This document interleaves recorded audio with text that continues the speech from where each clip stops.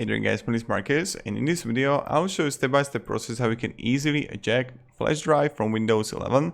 Now if this video will be helpful guys, what you need to do is just write down below in the comments that it helped you. For other people, when they would come here, they were like, okay, this video is really helpful.